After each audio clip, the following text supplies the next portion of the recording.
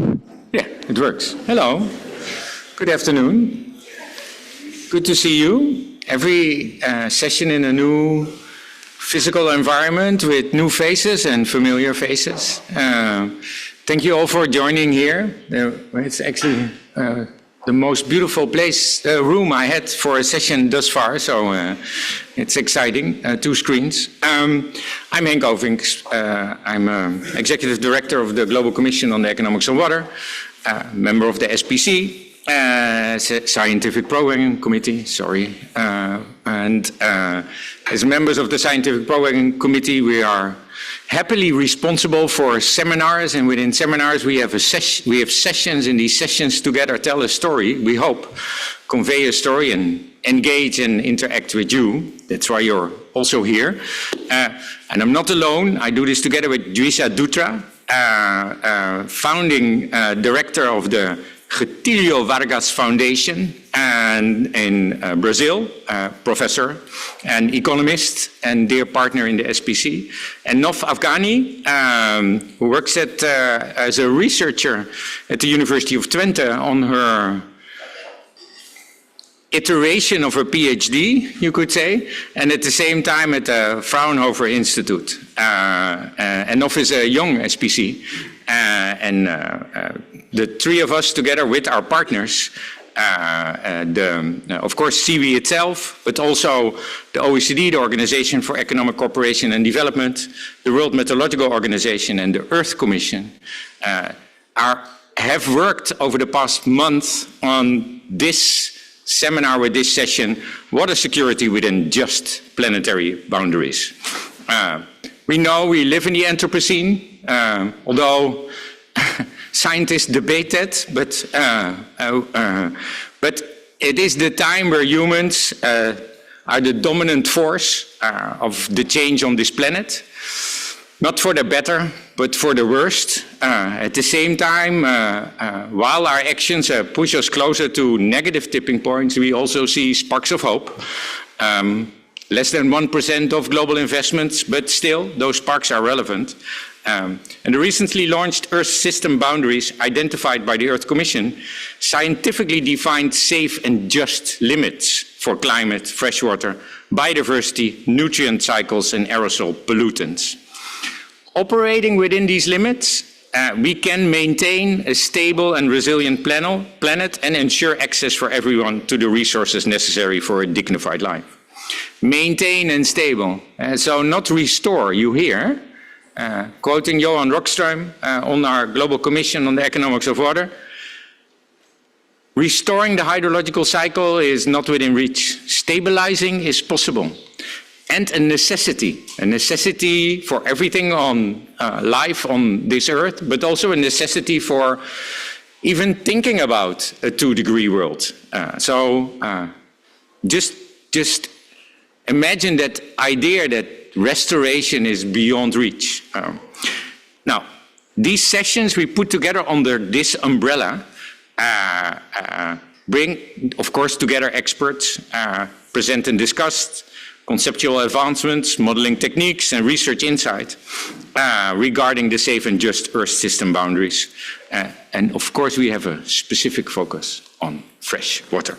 Session 1, which was online, so perhaps some of you watched it, but I don't know, was about living within the safe and just water boundaries, really looking at the science. And an amazing group of presenters helped us understand better what it really means. This session, which you are now, will showcase best practices and innovative approaches in water resource monitoring and assessment to ensure water security for all within safe and just Earth system boundaries for freshwater. The session will give water professionals new tools, hopefully, skills and strategies for water resource monitoring that consider also social justice aspects. Without further ado, I'd like to hand it over to the moderator of this session, Maria Kosonen, Junior Professional Officer at the World Meteorological Organization with a specialization in water, climate change and migration. Maria, the floor is yours. Thank you, Henk, for the great introduction. And thank you, everyone, for joining us today. I hope that this is going to be a fun and exciting session for you, because we planned some exciting activities for you, some games and some excellent presenters. And actually, without too much further ado, because Henk actually gave a great introduction to this topic already, I would like to introduce you to our first speaker tonight. He's Kaveh Madani from the UNU Institute for Water, Environment and Health, the director. Please, welcome on stage. Thank you.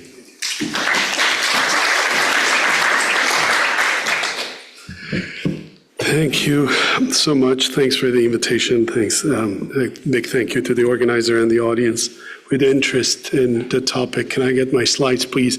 I don't know if I can define justice. I mean, I'm glad that colleagues have tried to define a term that is also very dynamic itself and adding to our challenges. So I thought, as the first talk of this session, it's good to review some of the opportunities that we have and some of the major challenges that we deal with, especially in the era that we hear a lot about data and easy measurement and satellites and lots of other things. So we're in the fourth industrial revolution. Anthropocene, along with the fourth industrial revolution, with an unprecedented capacity to collect data, process data, and manage data. So computational capacity is nothing like the past, and we can run huge models very quickly. Yet, so that creates a lot of hope about understanding of the systems we're dealing with, the complex systems, and so on.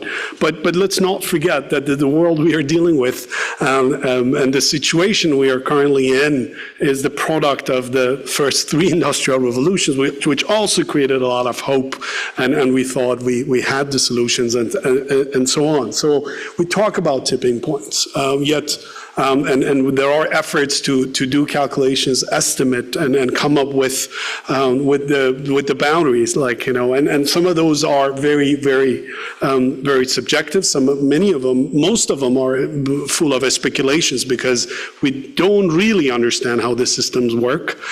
Fortunately, we haven't experienced those tipping points yet to collect data about them. So these are estimations and speculations. Some of those are much harder, right? The topic like justice. When we talk about the rights of future generations, we talk about inequities within nations, within groups, and so on. And a topic like justice is like freedom, is like democracy. This is itself a dynamic term where our expectations and our definitions of that would change. And it's also different from one society to another. So these are complexities that are adding to the problem that we have. Yes, we have the capacity to compute. We have AI that can help us create false correlations and also relationships between many variables.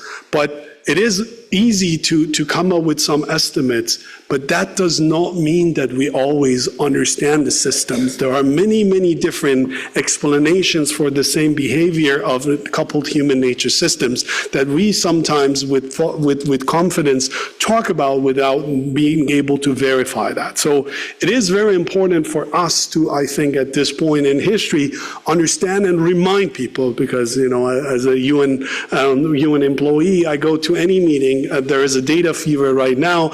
Many politicians, many state leaders think that AI can be the solution to all problems.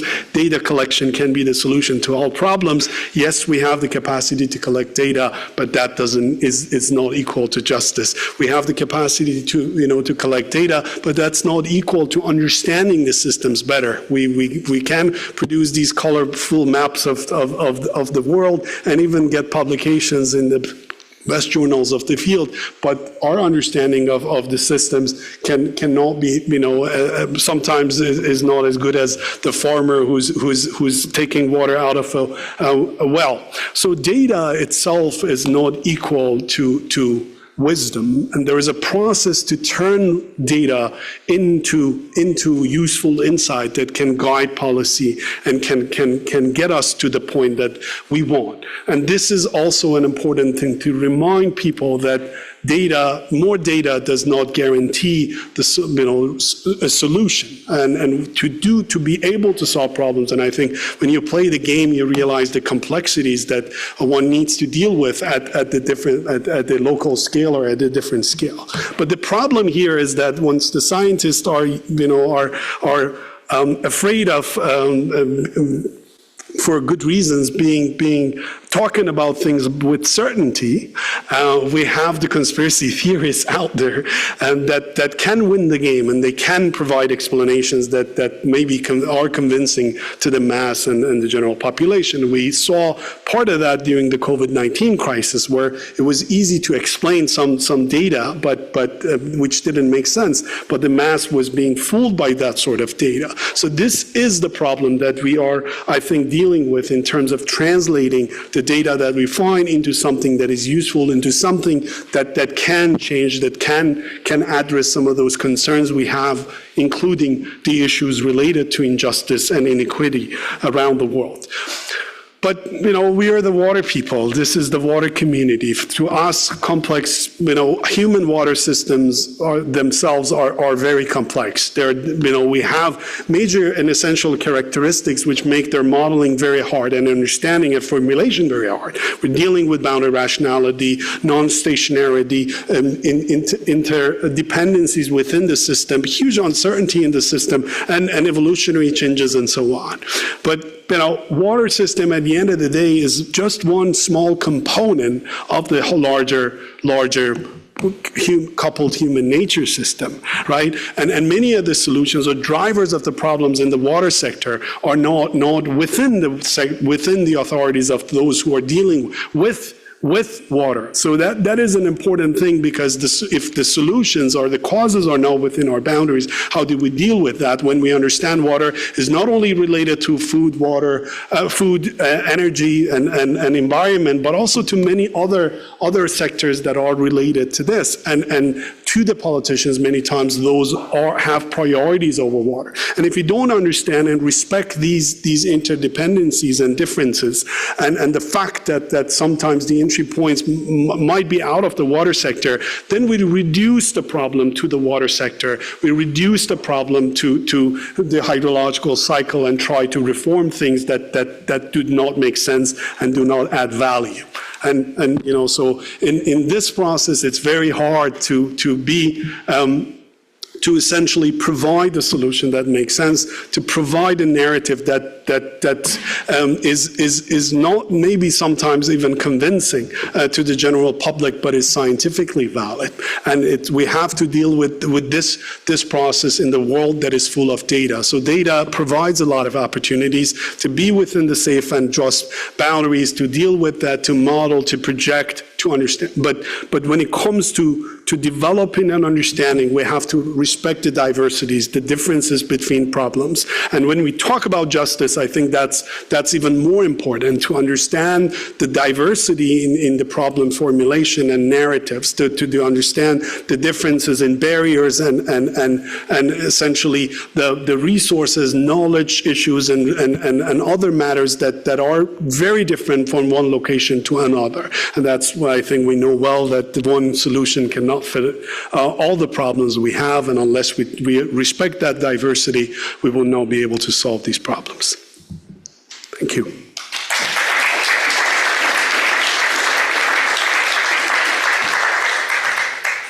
Thank you. So as data is important, but it's not something that will solve everything, but it's a starting point, as we heard just before. And next, we will have a speaker from the World Meteorological Organization, Stefan Uhlenburg, the Director of Hydrology, Water Resources and Cryosphere. And he will be talking about how can we bring some of that data to help start the monitoring and then lead that to the management of the water resources. So please, welcome to the stage, Stefan.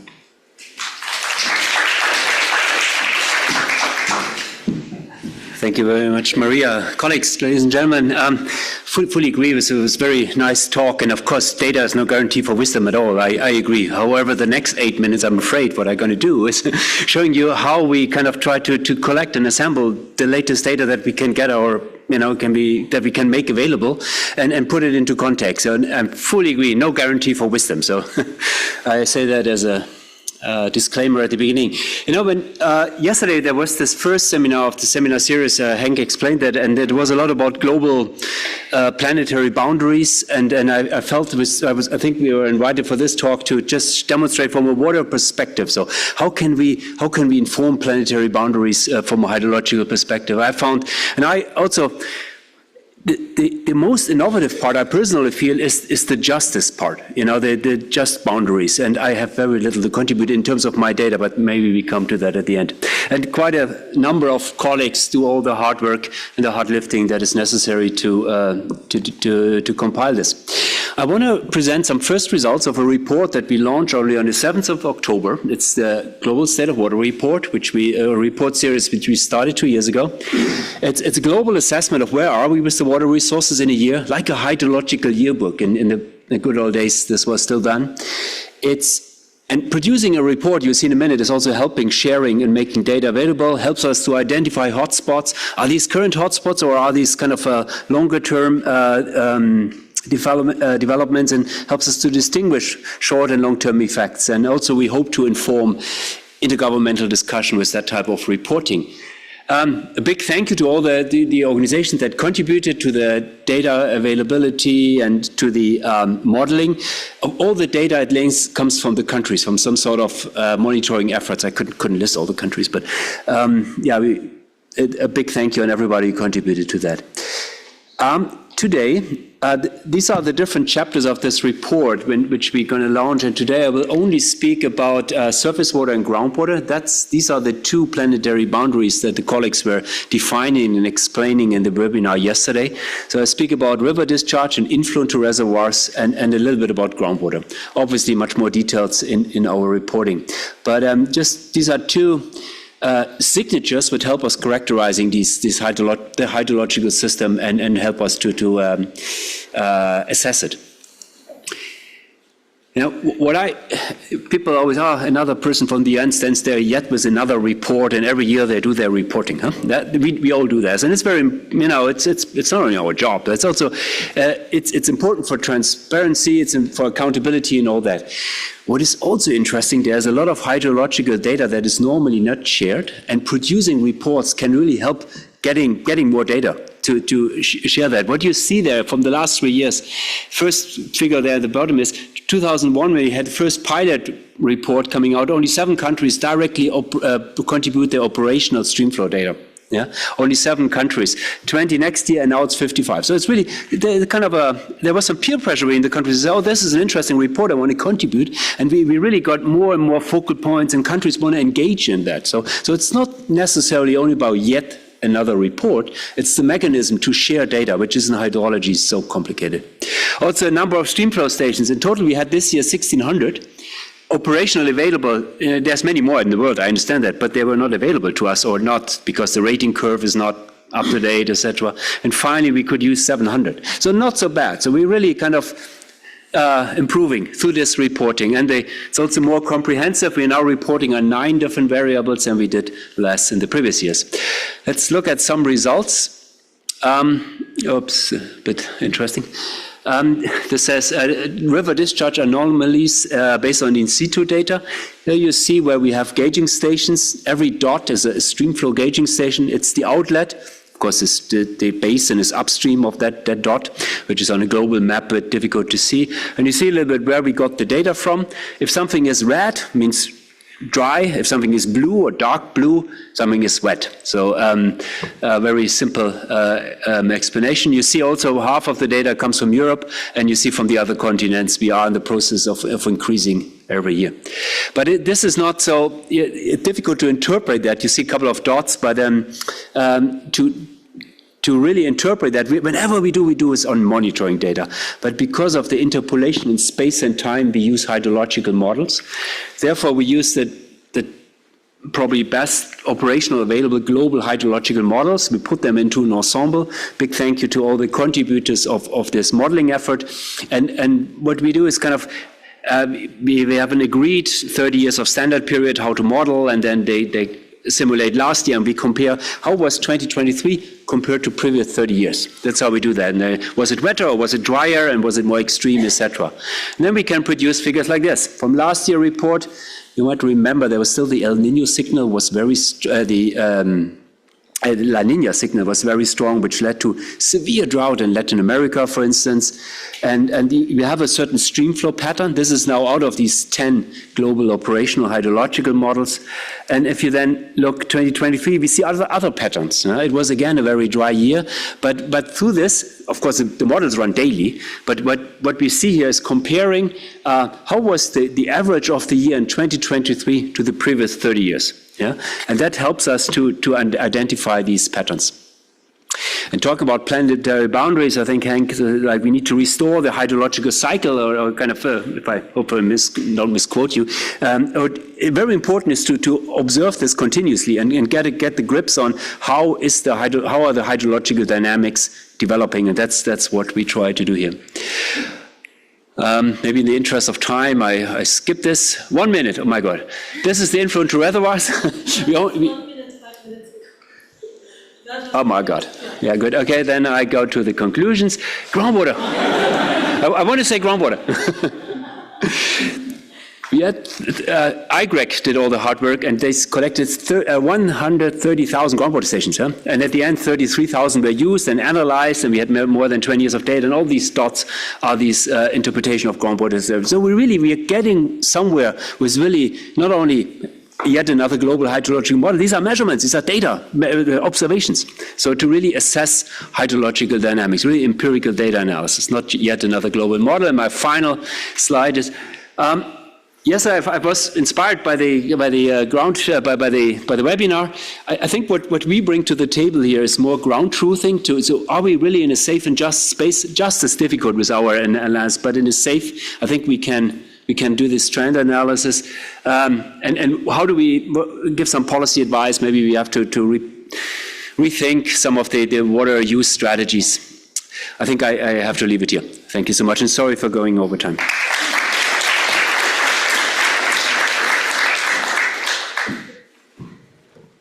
Thank you very much, Stefan.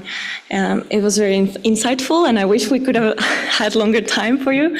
But unfortunately, we have to move on with our very tight schedule here. And our next speaker will be talking about an innovative way to make water resources monitoring and observations more inclusive. So how can we add to the previous this inclusive aspect? And our speaker will be Louise Kroneborg-Jones from Water Insight, the CEO. Please come on stage. Thank you.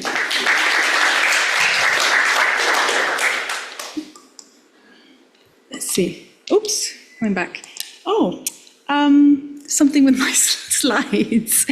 There's meant to be a lot of blue background and text here, maybe?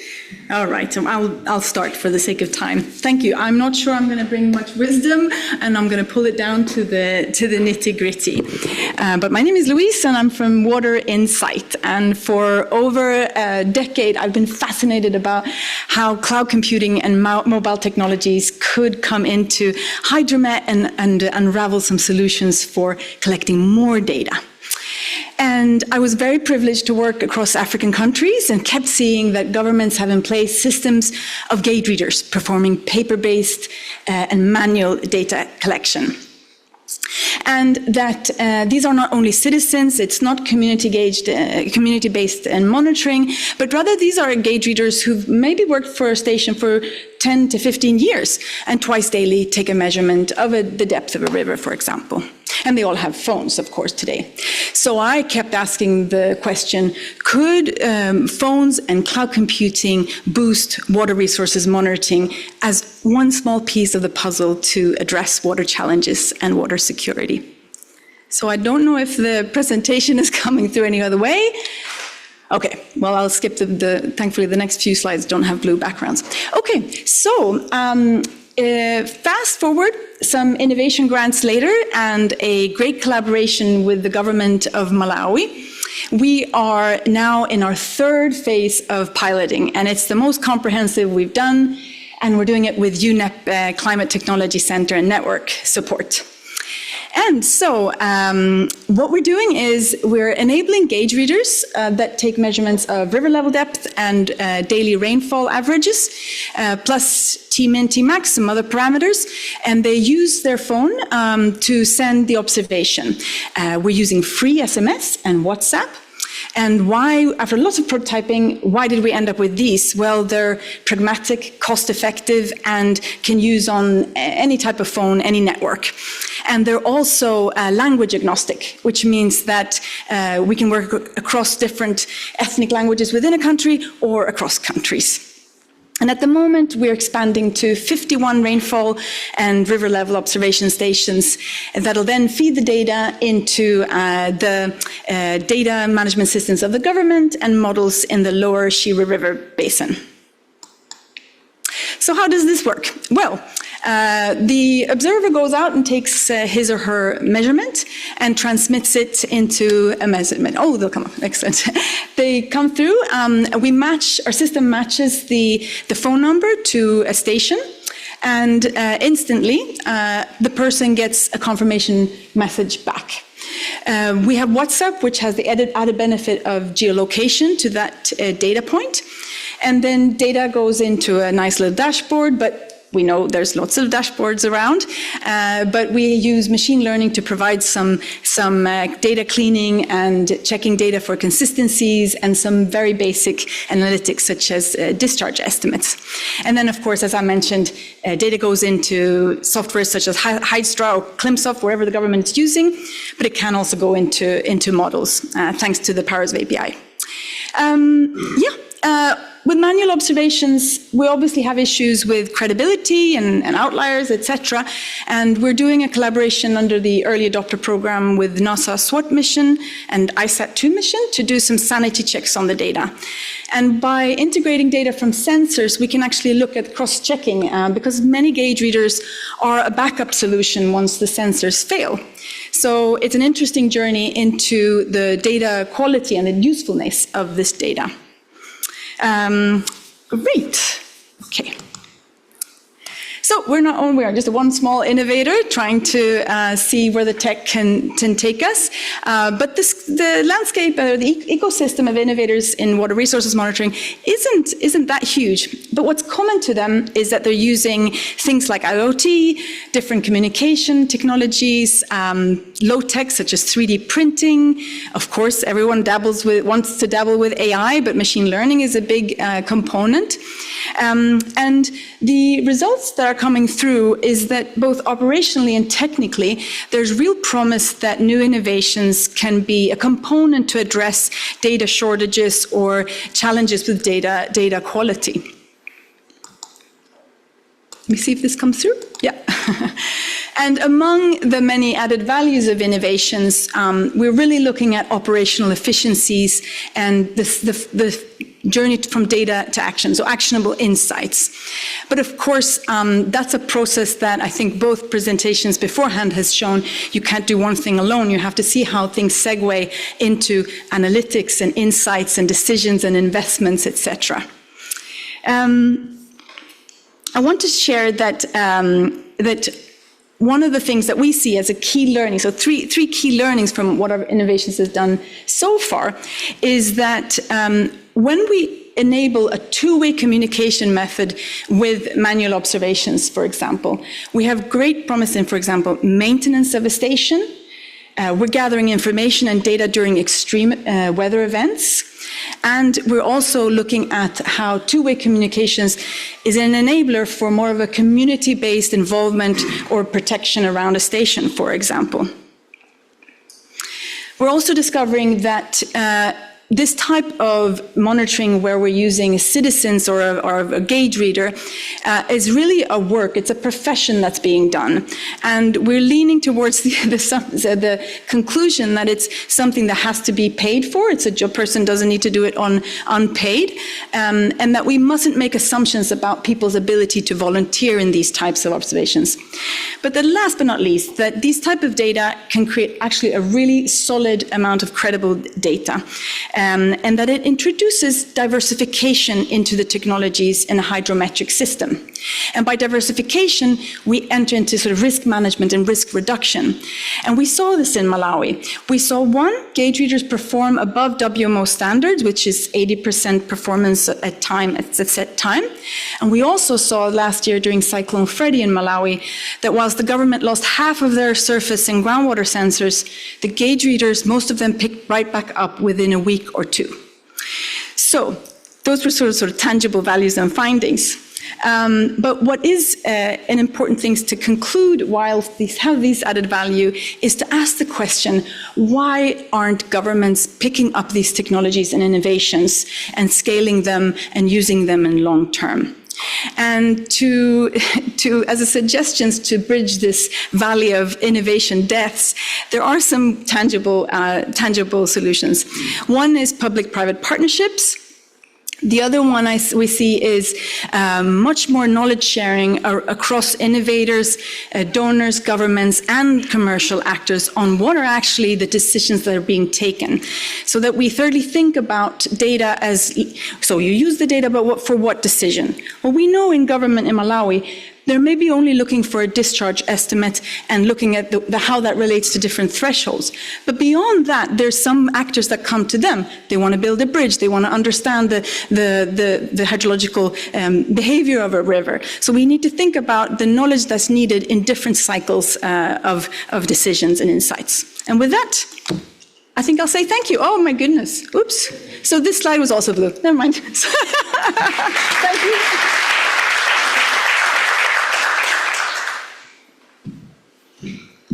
Thank you very much for your insightful insights, Luis. So our next speaker, we will be moving on from now monitoring and the data to management of water resources. Our next speaker will be talking about the fair water footprint and how to assess who can basically use and how much. And our next speaker, he's from the Water Witness International, Executive Director, Mr. Nick Hepsworth. Thank you.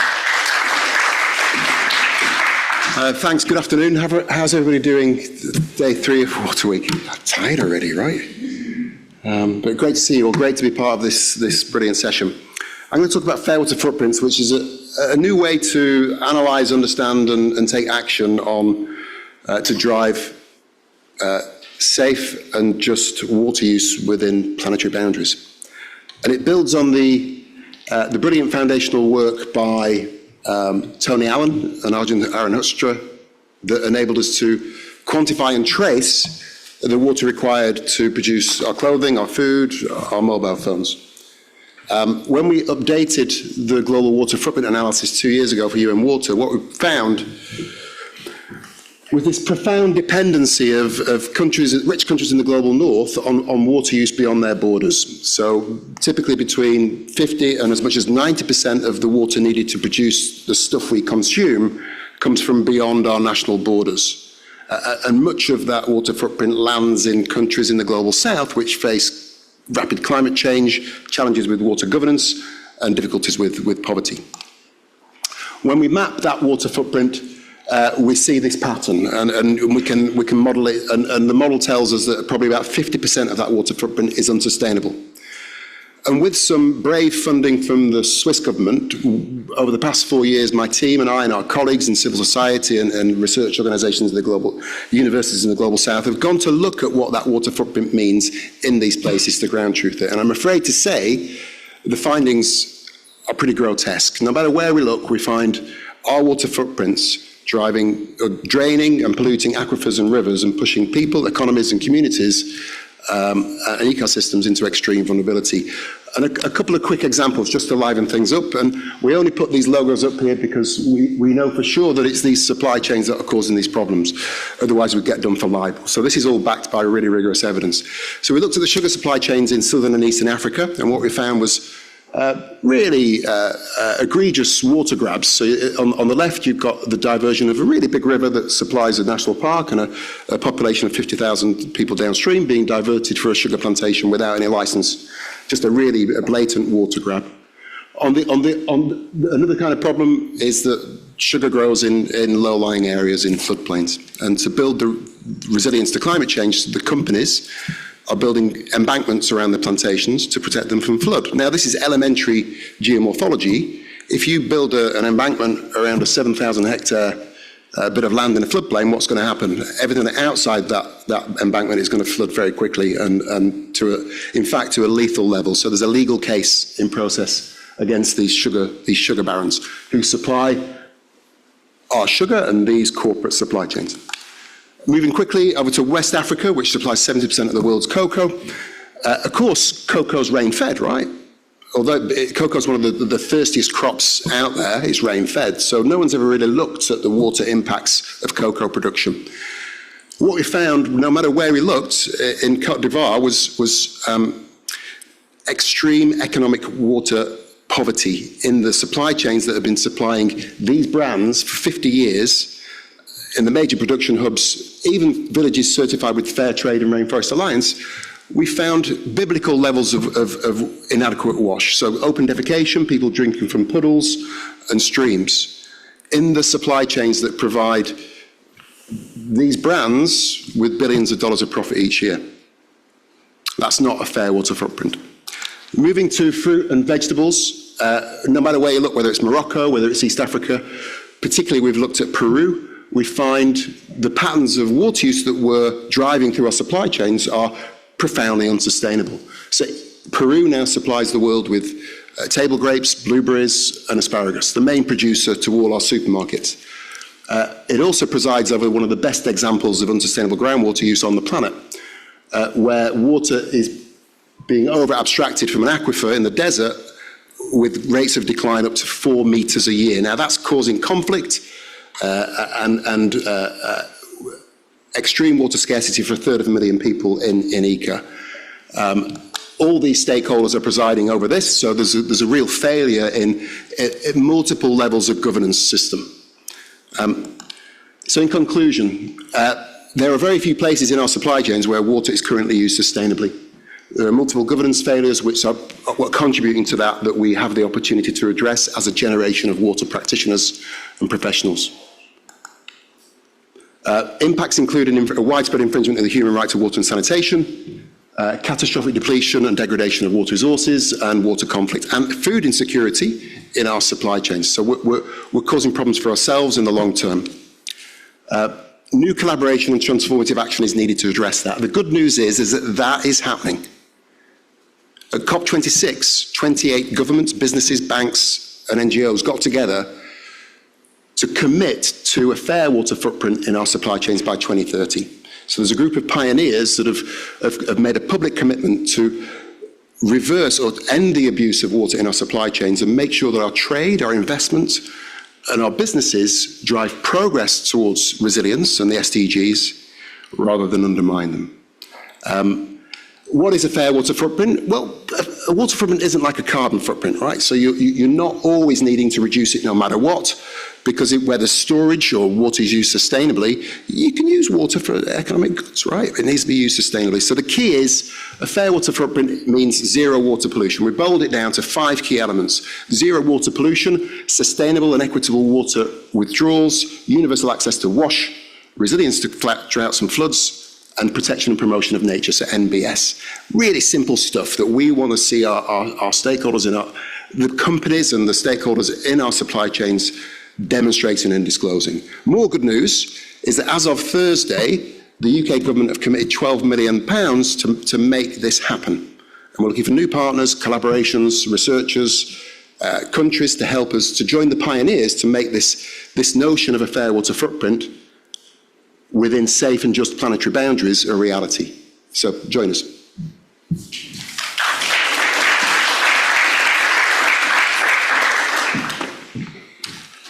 Thank you very much, Nick.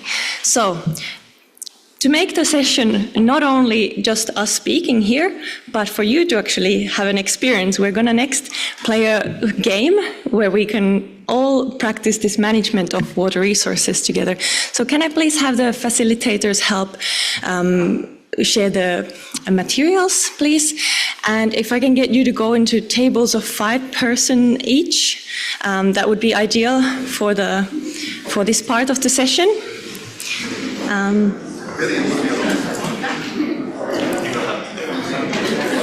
And for the online participants, we will have a different type of activity.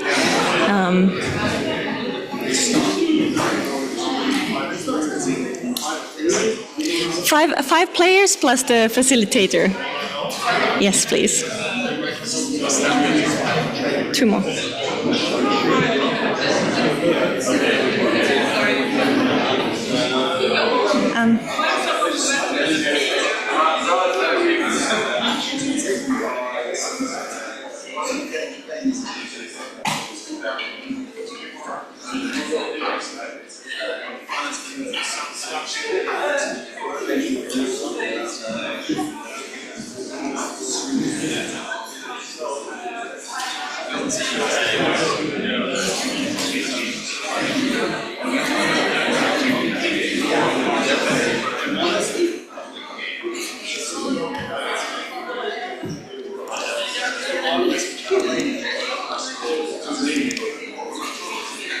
Okay.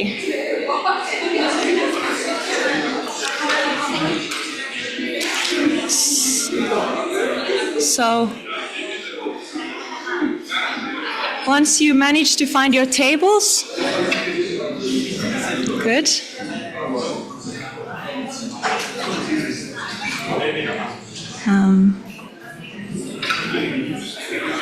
I can explain it, all right?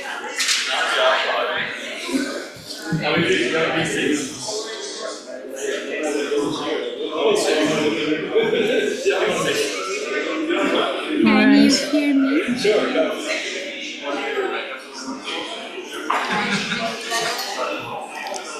Thank you. So, let me explain you how this game goes. In this scenario, you are all farmers in a village. So you will need to choose which crops you're going to plant this season. We'll play it for a few seasons, and you will together have to manage your decisions about your water resource and its use. So as a farmer, your main priority is, of course, your own family and your family's survival. So you want to make sure that you have enough income for your family. We only have one groundwater resource for the sake of simplicity, so no other water resources are available here in this place. So the 2 crops that you can choose to plant are crop A, which uses less water but provides also less income, and crop B, which requires more of the water but also will give you more income. So these are your 2 choices. You have a little cheat sheet information document on the table where you can see these to remember how much the cost and the income of these are. So basically, if you choose to plant crop A, that will take one of the water resource from your groundwater, reducing it 1 level, and giving you 2 units of income. Okay, and please put this decision in this little decision form that's in the table. So each of you need to circle every round which of those you will decide to plant. Okay? And then you have a groundwater level meter. It starts at 50 as a full resource, and then depending on which crops you plant, the level will reduce. We'll play up to 10 rounds or maybe 8, depending on the time. And every round, the groundwater level will be recharging by 7 units of water. Okay? Every round, there will be a cost of 2 units of water for domestic use that will be reduced as well. And if your groundwater level goes to 20 or below, the groundwater quality is getting so poor that you cannot drink it anymore. So you have to pay always 1 unit of income for the bottled water so you can drink. And if the groundwater level goes to 10 or lower, then the game will be finished and you cannot reach the groundwater anymore. It's so low at that point.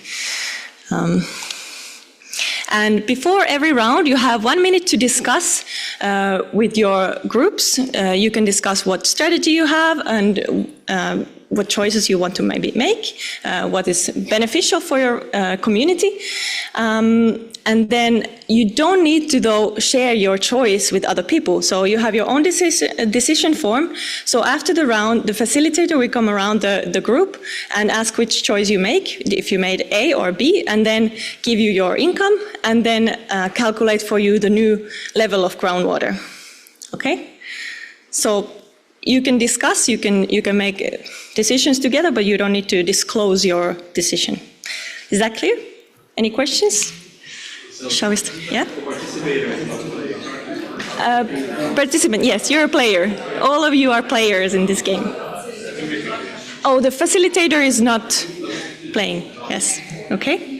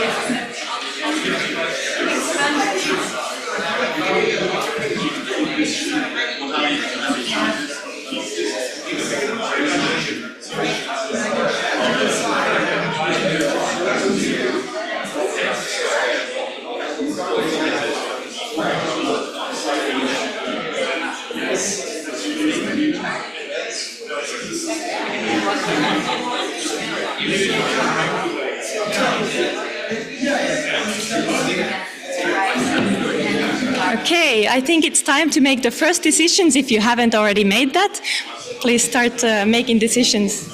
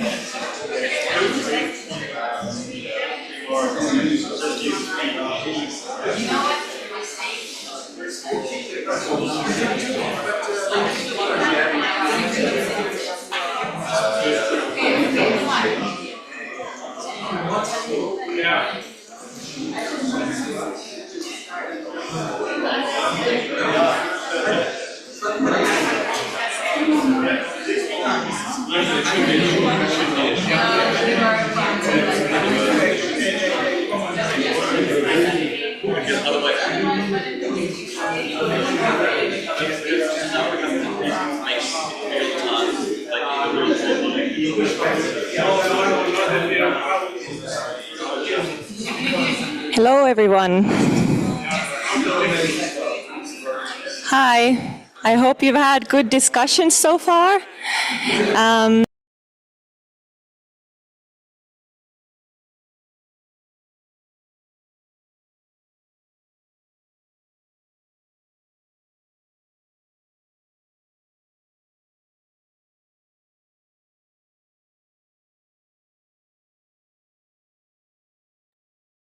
Hi, can you hear me?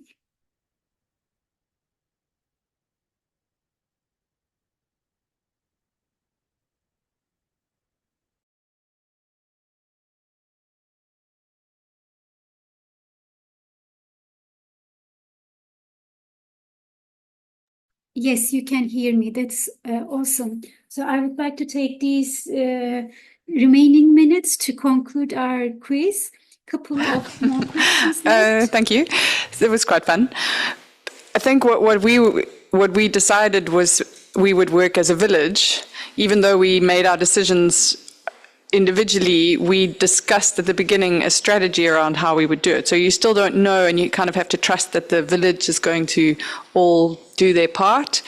But we had a strategy that we could then monitor on a year-to-year basis or on a round-to-round basis. But the one thing is that we also realize is that if you don't have expenses, so we're just gathering money, if you don't actually have to spend it on anything, it's very difficult to it's easy to make that decision. Yes, I'm just going to, play it low and just plant crop A. But if you suddenly have to consider the fact that you have to feed your family, then it might be different. But even then, you can still negotiate. If you're working as a village, you can still negotiate with your neighbors. This year, I need to change. Can can we do this together? So, yeah, that was our strategy. Thanks. Thank you. That's a wonderful example of a collaboration and you all working together as a community for the water resource and for your income as well. Thank you. And okay, can I have some reflections from the last group, please? What was your experience? I think in our group initially we were being sustainable farmers and choosing crop A, but then some of us got greedy in the second and third round, and so the level dropped quite significantly. But then in the fourth round, we not decided, but I think automatically we thought that we need to bring it up, and so the last round was where everyone chose crop A, and we could go a little up in the level. So yeah, I mean, less discussions, but great individual decisions, I think, yeah. And I want to add this, that in one of the rounds we did discuss, and then after that round the level dropped significantly, even though we did have the discussion. So there is a lot of mistrust and insecurity around that as well. Thank you. Did any of the groups notice some change compared to when you had lots of water or compared to when you had lower levels? Did you behave differently? Anyone? Okay. I think I felt the vulnerability of having low capital from previous round when the when the drought hit. I didn't have many other options than going for the crop with more revenue. So you went for crop B once you had low water. Was that? Given with the decision of, this is a tough decision to make now. Okay, thank you. So our group had a good facilitator, so threw up a lot of things into the mix. And our strategy was quite clear from the onset. We needed to talk, we needed to establish some governance mechanisms and talk to each other. And so we could share the risk, but also the rewards, agree 1 year, others win, and then the next year, another two agree. But then we were hit by a drought. And then we decided to change our strategy, and 3 of the 4 went sustainable and 1 had. And then another event came and a new farmer came and wouldn't negotiate. And then at that point, the governance structure sort of was under strain, and other people went off and wanted to make as much profit. And then there was one farmer that said, no, let's stick to the decision, and then wanted to negotiate. And then the following year, the disruptor again wanted to do the same thing, and suddenly we all reverted to the governance structure, and now we're saying, no, we can't have this. And so we're putting pressure on the disruptor to say, you can't have this. And so it was very, very interesting. But a couple of things. Number one, I think the governance thing is really, really critical. You can't go, you've got to communicate. Oh, the other thing we did, which was quite interesting, was investment into the monitoring system very early on. And that really, really helped, because then we could monitor each other and, so we were getting the data that we needed. The other thing was, I think a big lesson for us was that if you've got some people that are really sold to sustainability, some farmers, that helps, because they then champion even when the structure is beginning to collapse. Otherwise, everything, would. So hoping all the basins and farmers will have those champions. Perfect. So as long as some people are sustainable and thinking about others, some people can be a little bit greedy. But governance was one of the important points that you mentioned here, really. So different governance mechanisms, different legislation or monitoring, helpful. Okay, just very, very quick.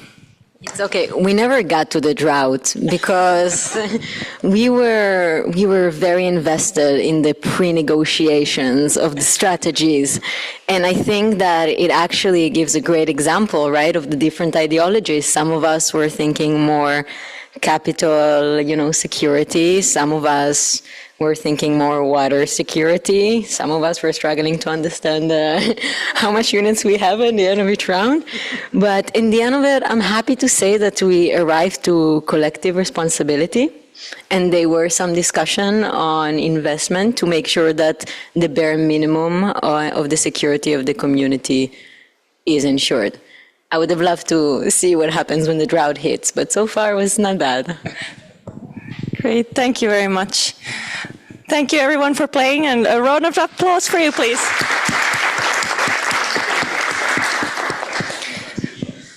All right, so we have some Q&A session and also some discussion with the panelists to reflect, maybe their solutions could be helpful in this as well. And this will be moderated by my lovely colleague, Naf Afghani. Thank you.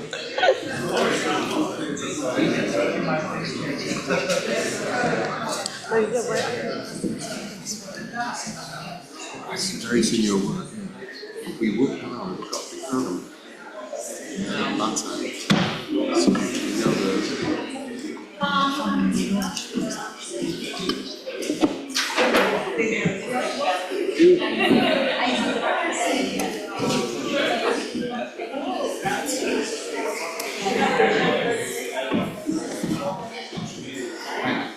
Positioning is fine. Yeah. Order.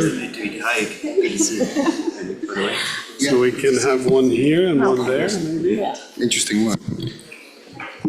So, thanks everyone for staying with us. Until now, we will dive deeper into a very important conversation about water security, social justice, and the role of technology. My name is Nof Afghani, and today I'm going to be moderating this fireside chat. And I have a very exciting panel lined up. You've all heard their interesting and very insightful presentations. So Kaveh, Luis, Stefan, and Nick.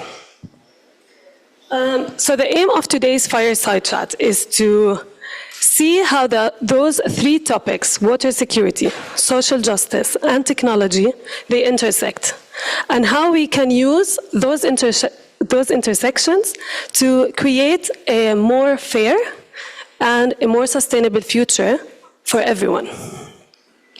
But before I start, I would like to give a note to our audience here and online, saying that I am vastly unprepared for this chat. I only have one question for each of our speakers. And just a disclaimer, this is not because that's my first ever panel discussion, no, but it's because I need you to ask the smart questions. So please, I encourage everyone, while we are talking, please write down any questions you might have, and after our chat, you will have the chance to ask our speakers your questions directly. So without further ado, let's get started. So the first theme of today is defining safe and just boundaries for fresh water, and what does that mean in relation to water security? And our first question goes to Kaveh. So you've been at the forefront of working on justice aspects in water resources management. Justice between all people, between generations, and between people and nature. Justice where there is equal access to minimum water that is required to have a dignified life. What does it mean for you to bring justice discussions into the water management field? I hope successful there, but I think what our work is trying to do essentially is to question the scope of the justice discussion, right? It's easier to discuss justice when you're talking about intergovernmental justice. Everyone agrees with you that we need to save something for the future generations. We don't do it. It's easy to agree on it. What we don't like to talk about much is what we are doing to other nations by our consumption, by our behavior, by production, and so on. So the discussion of inequity, and like what people like to discuss the impact side, and everyone agrees that vulnerable groups are more essentially have to pay a higher cost. And they're the ones that don't have the power to mitigate, and then don't have the power to adapt, and they suffer more, and they don't have any role in creation of the situation. What we don't like to talk about is who caused the situation of injustice. I think going into rooms and talking about this issue of justice discussions should not be restricted to the impact side, but also to the cost side, because at the end of the day, one must pay for this change, right? So this is not restricted to the water discussions. It's also the game that we have to fight in the climate debate and so on. So for us, this is something we do. The other thing we do, I think the Institute does at least, is to remind people that justice, every society has the issue of injustice. It doesn't matter if you're a developed or developing nation. So one of the reports we published actually last year was about inequity in the United States behind the U.S. levees, just to remind people that this is not the global South problem, and in every society that exists, and we must address that. Thank you very much. So we go to the next question, building on that. So, Nick, the role of fair water footprints as a concept in achieving safe and just water security. My question is that your work has already brought to light the unsustainable water footprints of high-income economies that are driven by global trade. Could you elaborate how fair water footprints can help us move towards a just, resilient, and sustainable water future? That's a great question. Just to bring the issue to life, one stat that I didn't put in was that this profound dependency on external water use means a typical household in the UK would use 6 bathtubs of British water every day in the stuff they consume, and 77 bathtubs of other people's water in the world. So what we're trying to do with fair water footprints is affect systemic change to bake in good water stewardship into the global economy. It's a big task, but a lot of the tools we need are already out there. They're just not implemented. They're not used by enough people to move the bar. So typically, for example, what we're asking business to do is to adopt water stewardship standards in their supply chains, particularly in high-risk contexts, to ensure compliance, to ensure responsible use of resources, to ask for evidence of good water use in procurement decision-making, to reward suppliers that do the right thing on water, to get involved in collective action to remedy some of the harms that we've described, and to respect the right to human water in the supply chains. With banks, due diligence around investment decision-making, to screen out investments that are going to cause problems on water and to proactively support those that are delivering water goods. And of course, government play the ultimate role in doubling down on implementation of regulations in producer countries. But also we want action by governments in the global north to require mandatory reporting of companies so that they show that they've got a fair water footprint. Embedding water stewardship in trade agreements. Of course, we've got the EU Corporate Sustainability Due Diligence Directive, where there's a massive opportunity to bake in good performance on water into the economy, and policy coherence. So, to get an import-export license, you're demonstrating compliance with water law.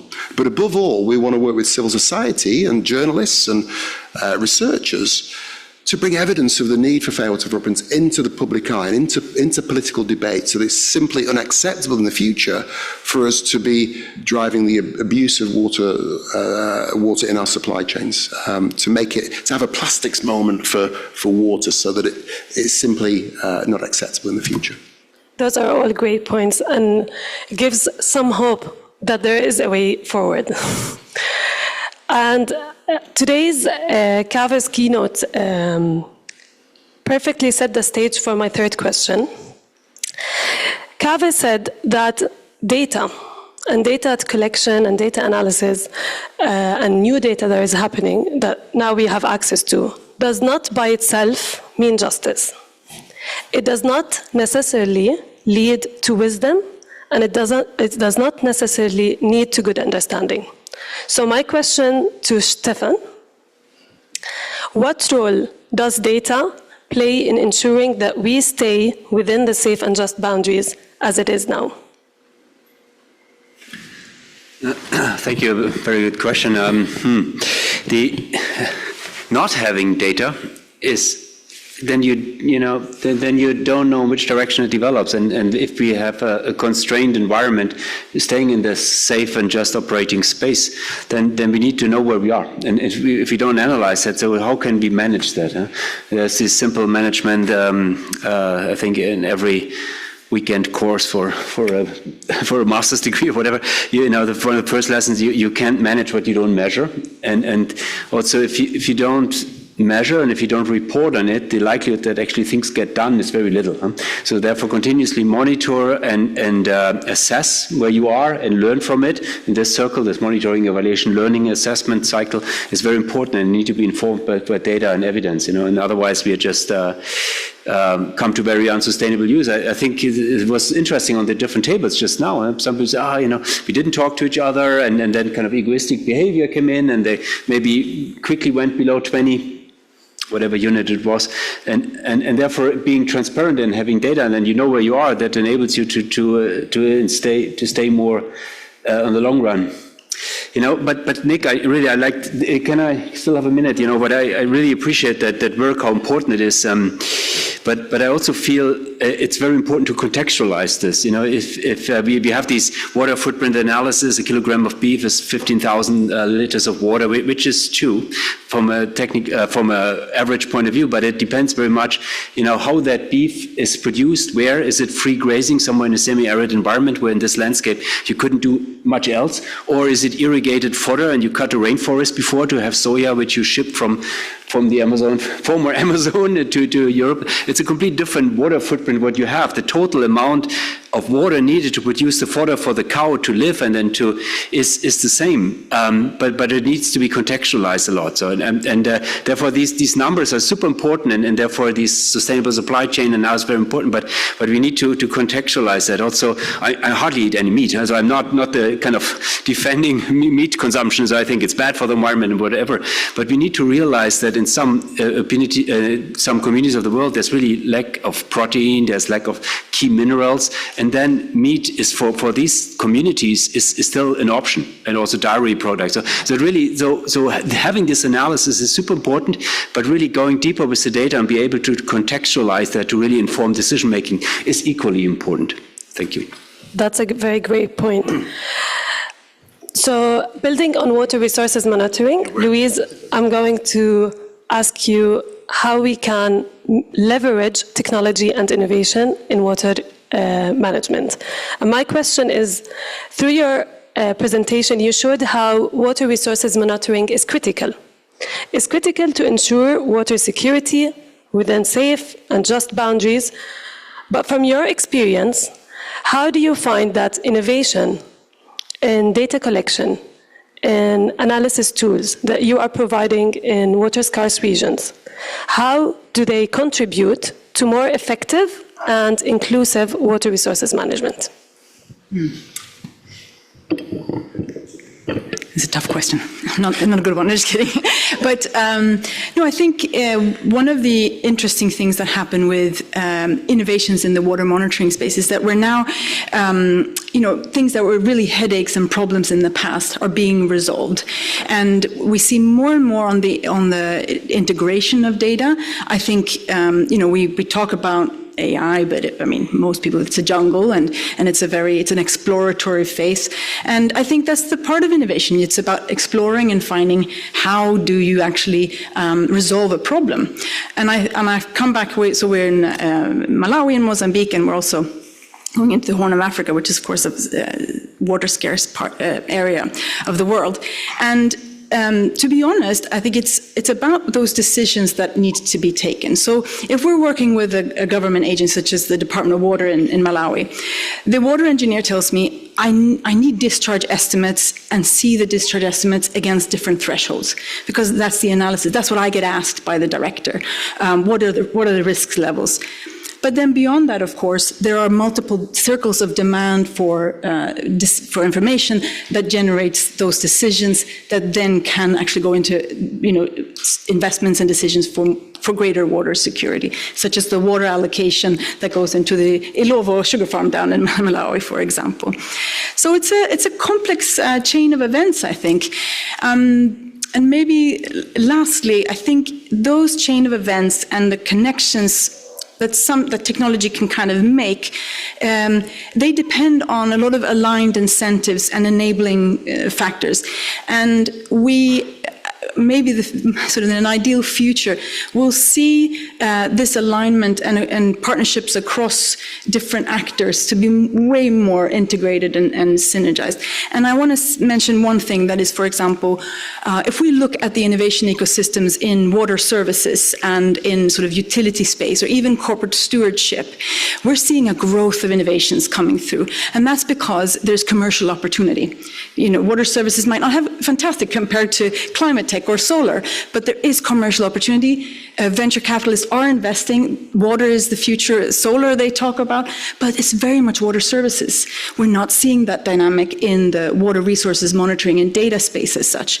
And that's one of those things that I think is critical to look at. How do we create those incentives and alignments that data is not generated in siloed research projects or, a naive innovator like myself, but rather than that they connect through to a much more longer process of data management and decisions for water security. So, thank you. Thank you very much. So we are out of time. Yeah, of course we're going to have a Q&A, but we're out of time for more questions from my side. But now it's the time from questions from your side. So here we have one, and then here. Thank you very much. I have a question for Nick. So I'm totally sold on the concept of water footprint. I use it myself a lot. But one of the criticism I've heard is that it's somewhat monodimensional, in the sense that everything is kind of summarized into water quantity. And as Stefan said, it calls for a bit of contextualization, and what you guys are doing is great for that. But I was wondering if you could elaborate, like, for example, if you have a process that uses a lot of water, has a huge footprint, but it's not too bad from a human rights perspective. Another one who is a smaller process, but it's horrible from a human rights perspective. How do you use your framework to compare them? Like, how does that work? How do you make it multidimensional in a way that's systematic? I knew Tony Allen and Arian Hoekstra, and we always talked about how to operationalize the ideas of water footprinting so that they would have a real material impact in improved water governance. So we don't want to get hung up too much on the quantification techniques. Really, the notion of a water footprint we're using here is an entry point to ask questions about the water use in our supply chains, in our global economy. So it's basically asking questions. Is that water use sustainable? Is it equitable? Is it resilient? Is it driving public benefit in the places we use it? And so a water footprint, big or small, you can pose those questions about it, and it's about dialogue in those catchments. And to your point, it's about water governance. It's about deciding whether it's the right thing to do to grow loads of cotton with your water to provide jeans for us in Europe, or to grow maize for your local population and their food security. So it's really providing a new lens to ask those kinds of questions about how we allocate and manage water in the economy. Other questions?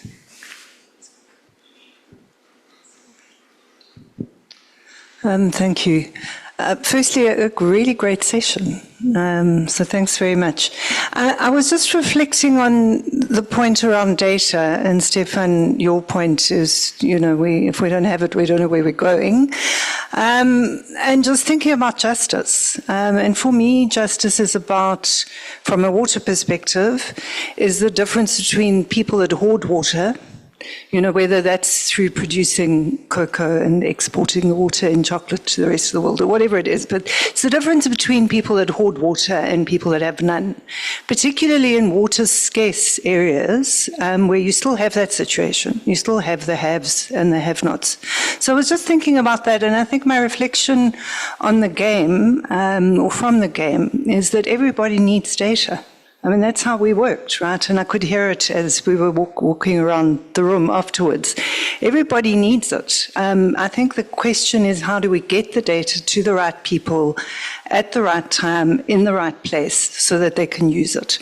And I think that a lot of what's happening is data sitting with the policymakers and the WMOs, etc., but it's not really getting to, I mean, how many farmers have got access to a borehole where you can see the needle and what the level is, and how much water is being used in the community. So I just was interested in a reflection, maybe Nick, Stefan, but also, is it Louise, on, I quite liked your technology because it means you can bring citizen science into the mix. Thanks. I would open this question for the four of you, to be honest, because all of you work on data, and I feel like we're going to have a very nice reflections, but let's keep it short. This way? Yeah. Okay. Definitely. Microphone. My question is quite related to that, and particularly because we're talking about justice. And one of the criticisms of scientists, academicians, and some of us is that we go mine the data, and the people that we've mined the data from or who have helped us to get the data never get a report back. We never share the data. And I want to perhaps challenge all of you, and perhaps you could share how you've compiled all this data. How does it go back to the communities? Do the communities participate in the analysis? Do they contribute insights? And are they acknowledged in that process? Really quickly, I first came to Water Week 23 years ago, and the conclusion at that event was that we haven't got enough data to solve the global water crisis. Please don't let a lack of data hold us back a quarter of a century later. You don't really need data to show unjust water use. You've got impacts to look at. You've got people who are being harmed. You've got ecosystems that are being trashed. You've got rivers that turn different colours. The big thing is about the incentives to act and invest in data collection and to take action around those harms. So, yeah, data's needed, but people need to listen and use information and knowledge for public good outcomes on water.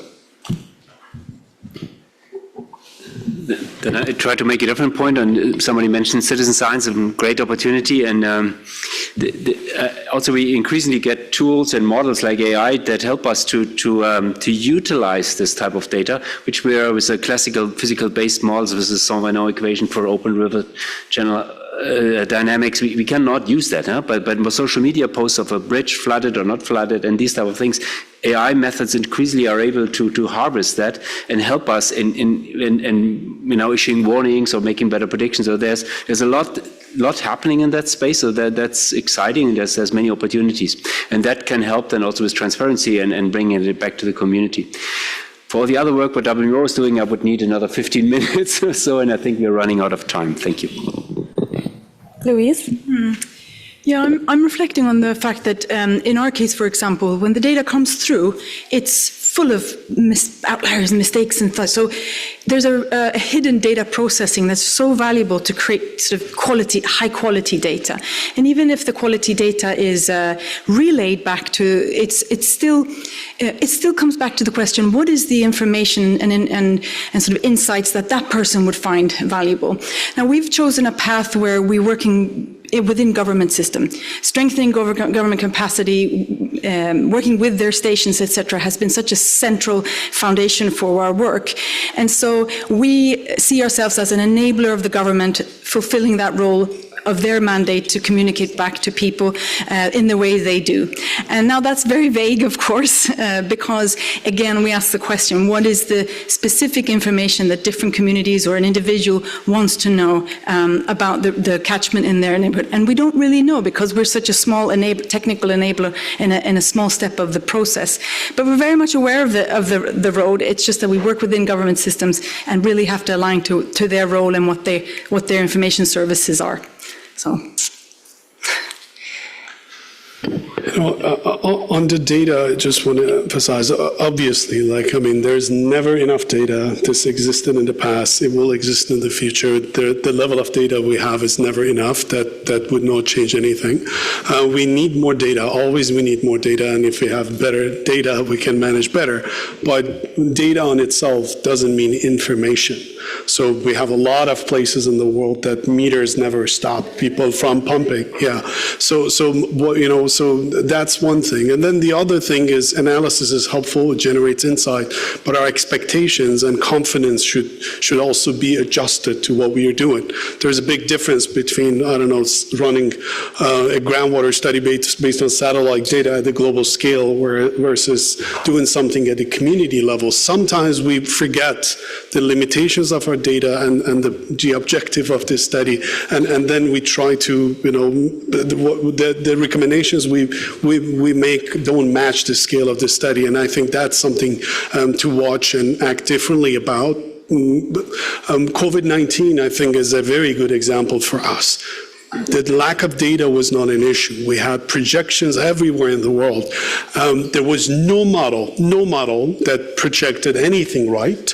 No model ever. But all of those models were useful in issuing alerts, in convincing the policymakers to take action, to convince people that this is a serious dilemma. So I think we have a lot of lessons to learn. We don't know the boundaries of the nature. We don't know the boundaries of human systems. These are speculations, and it's good to have those, but these are, they're not written in stone, and they're not as accurate as sometimes we claim them to be. So that's something to understand and appreciate. Thank you very much, Kaveh. It's a really very interesting topic, and I'm really happy to see that justice is getting more attention that it needs. But I think that we need to sum up. We're already 5 minutes of time. So first, thank you everyone for listening, and thank you for giving us more time.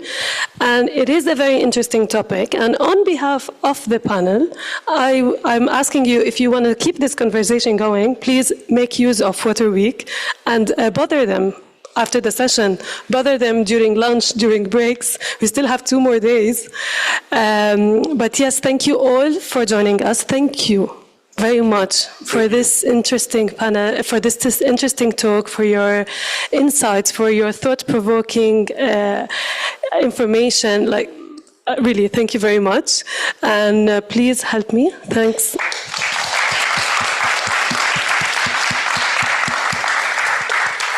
Thank you very much. And tomorrow we have another session in this seminar series, so please join us in the morning. I think it's 9 a.m., so nice and early. And we will be focusing on the communication, collaboration, and the legislation part. So a little bit what you were finding out in this game earlier, maybe the governance can help, and what can we do for these boundaries through that perspective. So please join us tomorrow. Thank you very much, and have a great evening.